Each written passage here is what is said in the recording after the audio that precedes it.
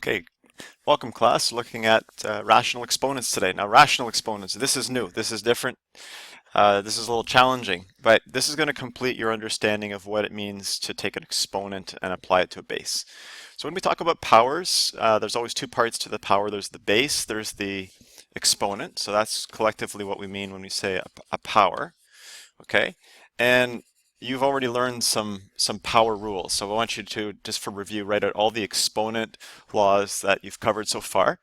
You should get at least four. I could name them right now. They are the product rule, the quotient. You've looked at the negative exponent rule, and probably the zero exponent rule. Okay, so those I leave for you to review. Try to write out. I've given the name, the general equation you can write out. Use b for the base, typically. Use n for the exponent where necessary, or possibly negative n. If there's more than one part to the base, you could use, for example, we may have also covered the rational base. In other words, how do you deal with, for example, a negative exponent on a rational base? Okay.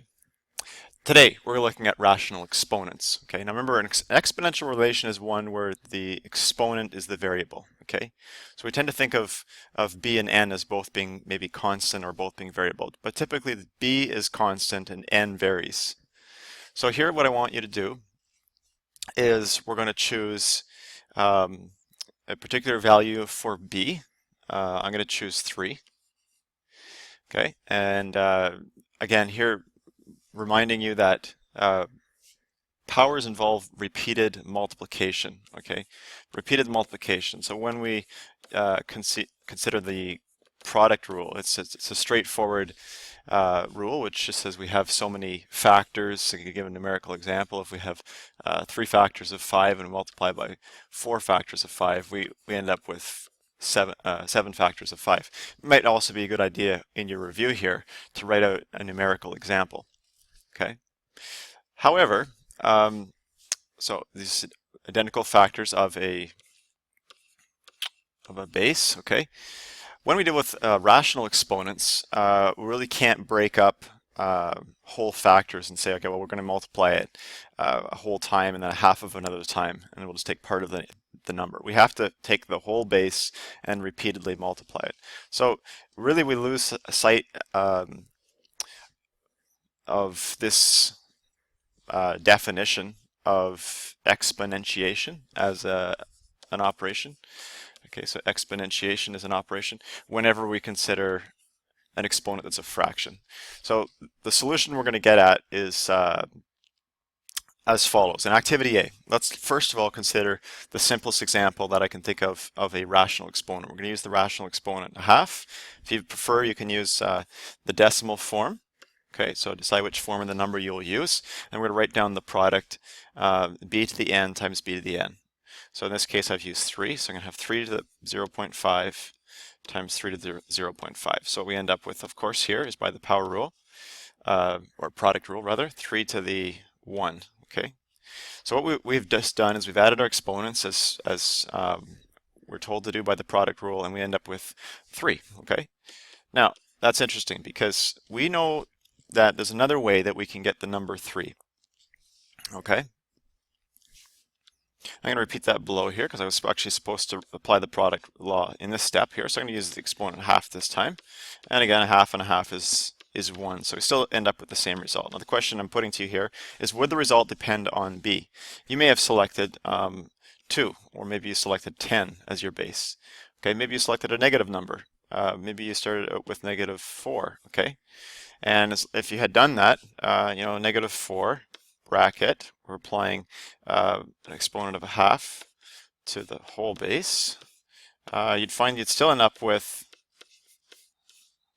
the b value. So clearly the exponent of a half applied to a number does not depend on what the number is. Now let's apply the square root to both forms of the product. Okay, so what we're going to do here is we're basically going to look at, I'm going to take my example here of 3 to the 0.5, if I was to take the square root to both forms of the product. So what are both forms of the product? Well, one form is the expanded form, 3 to the decimal 5 times itself. And the other one is the square root of the result of the product, okay, the simplified product, okay? You may have ended up with 10, may have ended up with 2.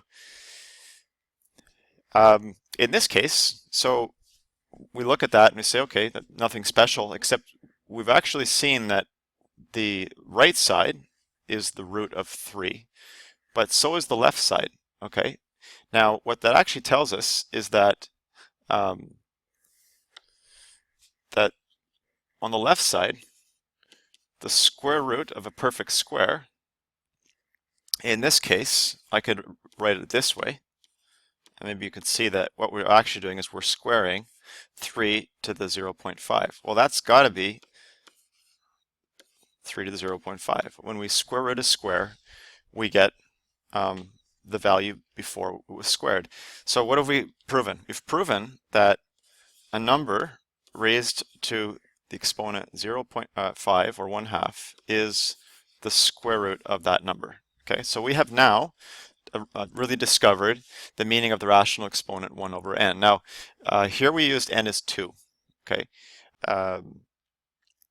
in this case, maybe start out with another natural number other than 2. Okay, so we know that 3 to the 1/2 is equal to the square root of 3. Well, by extension, we might predict that if the exponent was 1/3, that would be the cube root of a number. If the exponent was 5, that'd be the 5th root. So let's explore that. I'm going to use 4.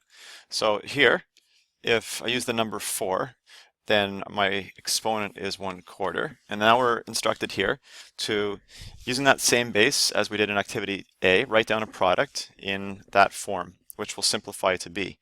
So what we would need here is, if I'm using 3 and I'm using 1/4, I would need 4 factors of 3 to the 1/4 in order to produce the number 3, because by the product rule, I would add 1/4 4 times, and I'd end up with 3 to the 1. Okay, so nothing's different here except I've required more factors of my power, and in this case, I would say also, by definition, the 4th root of 3 times the 4th root of 3 times the 4th root of 3 times the 4th root of 3 is 3. Okay?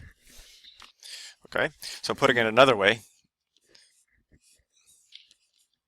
the 4th root of 3 to the 4th is equal to 3. Or, putting it even another way, which would, for some of you, make a little bit more sense, is 3 to the 1/4 to the 4th. We had 4 factors. By the power of a power rule, we would get 1. So what that means is that the number here in the denominator of the exponent is going to be what we call the index of the root. And this can be summed up as follows. When we have an exponent of 1 over n, that's the nth root of b. So this is the first law of rational exponents, that a power with a base raised to the exponent 1 over n represents the nth root of that base. So what we have naturally understood to be the second root, or the square root, easily flows out of something when we take, for example, x squared equals 100, and we take the square root of both sides. You may now see that actually what we've done is we've raised both sides to the exponent of 1/2. Okay, so yes, we have square root of both sides, but we could really consider exponents to always involve roots. In this case, x to the 2 times 1/2 by the power of a power would give us x to the 1, and on the right side we would of course have 100 to the 1/2, which written another way would be the second root, or the square root of 100.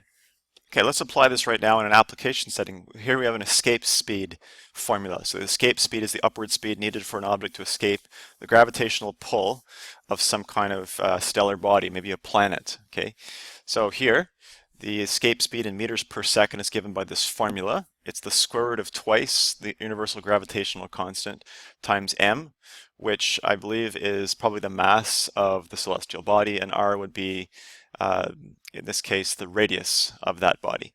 So if we wanted to isolate this and rewrite the formula to express the radius r, here's how we would do it. So first, take both sides and recognize that the escape speed is actually twice gravitational constant mass over r to the 1/2. Now from there, if we want to isolate r, first thing we have to do is get rid of the rational exponent. So we could take both sides and we could square both sides.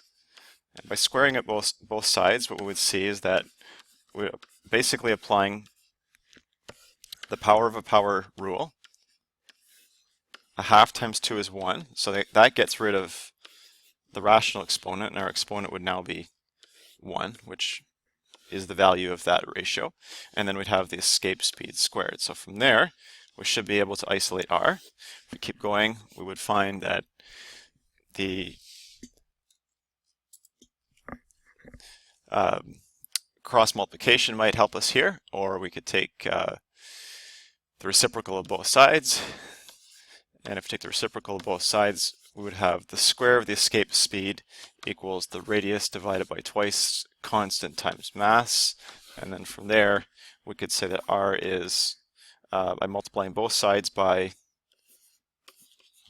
twice gm, we would end up with this relationship here. Okay, so there's an application of how the exponent of 1/2 equaling the square root can be useful. Now let's have a look at these questions here. I'd say if you look at these questions here, you'd find that some of them might be accessible for us at this point. We have a negative exponent, we have rational exponents all around. However, of the 4 rational exponents, 3 of them have a numerator that's not 1. So we don't have a full and complete understanding of rational exponents yet. All we know at this point is that when the exponent is 1 over n, that means the nth root of the base. So we need to extend our understanding of rational exponents that involve fractions with a numerator that's not 1. So what we have to do is go back and continue our exploration of rational exponents here. And activity C is going to explore the meaning of a power with exponent m over n. So the statement here that's made is to handle all powers of the form, we will not attempt to write products which simplify to b.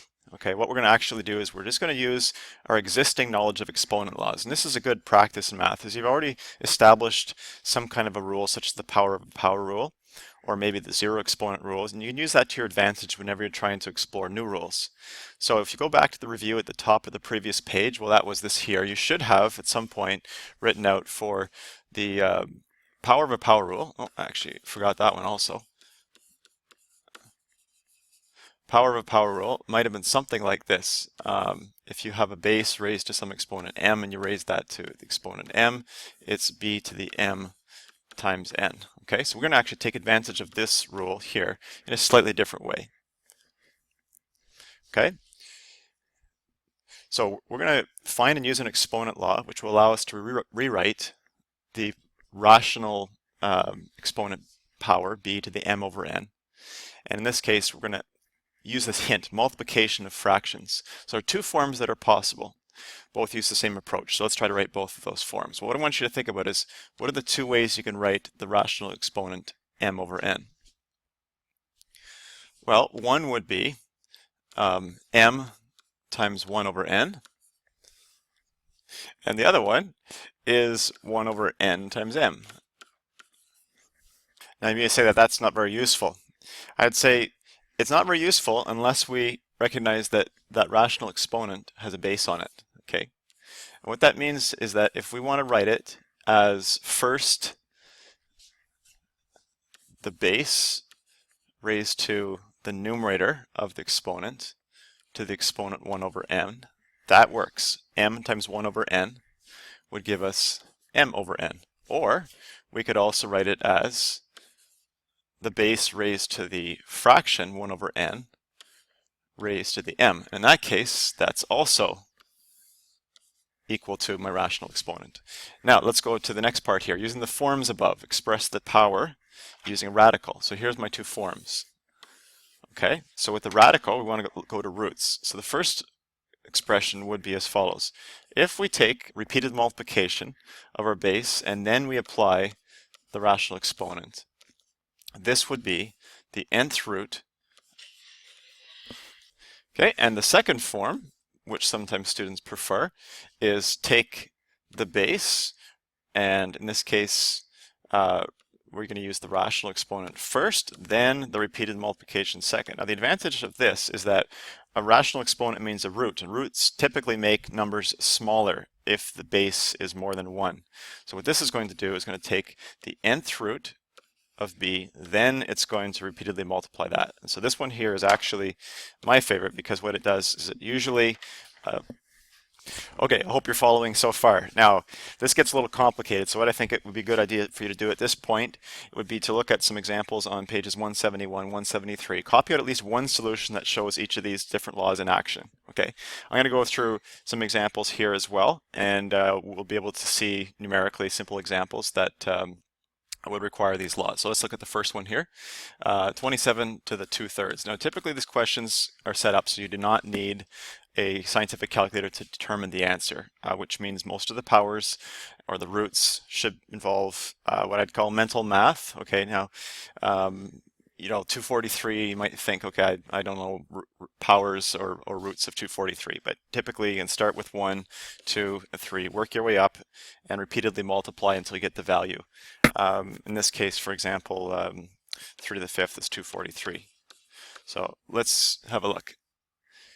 In this case, what I would do is I would interpret this as 27 to the 1/3 squared. And I do that first because 27 squared is a big number.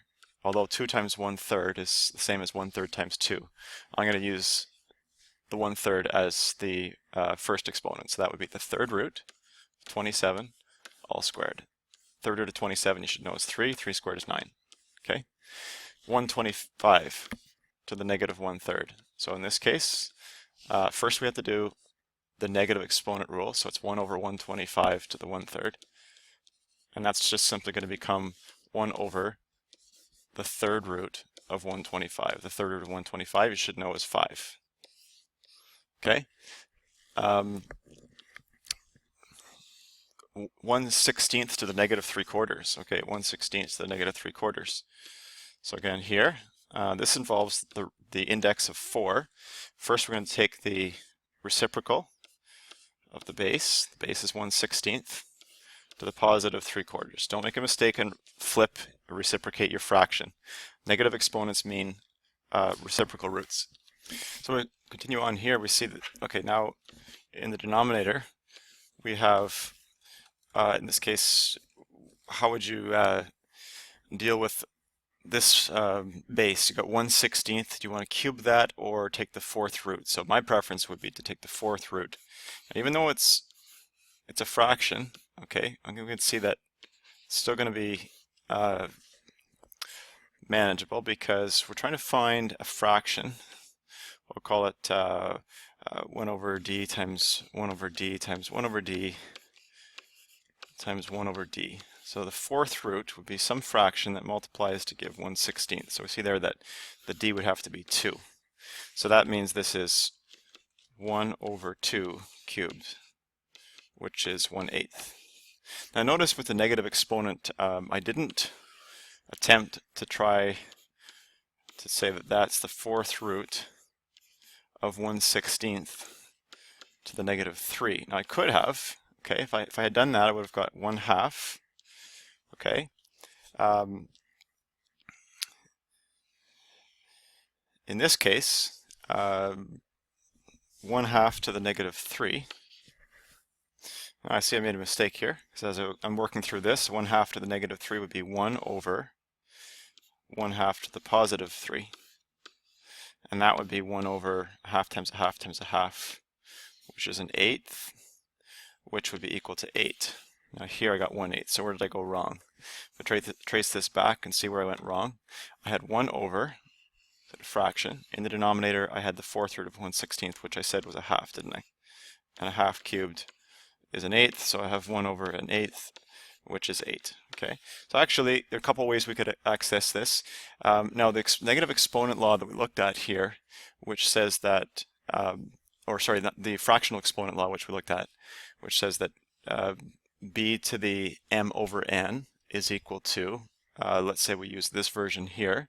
If n, the denominator, is a negative number, I would associate the fraction with having a negative numerator. So if we have 10 to the negative 3/4, I would take that negative and I would actually assign it to the numerator and not the denominator, because there's no negative fourth. You can't define it as the negative fourth root of 10, say, cubed. Okay, so we need to have the index. Okay, that was stated here earlier. The index of the root, which was the needs to be a natural number. Okay, so that maybe needs to be stated here, that I would just put conditions on this, that m is an integer and n is a natural number. Okay, so that starts from 1 up. Okay, and all right, so there's some examples that completes our look at the various exponent laws. The Kepler's law formula is another example where we can use rational exponent laws. So in this case, read the question. So proportional means, okay, so the law says that the square of a planet's period, t, is proportional to, which means it varies with the cube of its mean radial distance from the sun. So the mean radial distance from the sun is the average distance that the planet is from the sun. So they have elliptical orbits, so sometimes they're very close. It's called the perihelion, and sometimes they're very far away, the aphelion. Now, proportional to, usually in scientific formulae, are equated using a proportionality constant. So this is really what we're trying to show, is that t squared equals k times r cubed. Now the law isn't written like that. It's written as t equals k times the square root of r cubed. So the rational exponent on r is 3/2. So if we use algebraic reasoning here, we can rewrite this formula. In this case, this is what Kepler actually discovered, is that when he squared the lengths of time that planets took to travel one transit around the sun, one revolution, their year, that was proportional to the cube of their distance from the sun. Okay, and in this case, from the original formula, we could take this and write it as r to the 3/2. Okay, so what that means is it's k times r to the 1/2 cubed. We could write it like that. I would say in this case, since we're trying to isolate or write it in this form here, what we probably would do best is to take this form here and just square both sides. So if we square both sides, we get k times r to the 3/2 squared. Okay, and then from there, we can see that, well, if we squared that, we'd have k times k, which is k squared, and we have r to the 3/2 squared. So the power of a power rule would say that we multiply our exponents, so 3/2 times 2 is 3, and then from there, we have to just rewrite the left side. We'll conclude the video, and we'll spend a couple days working on this in class. Take care.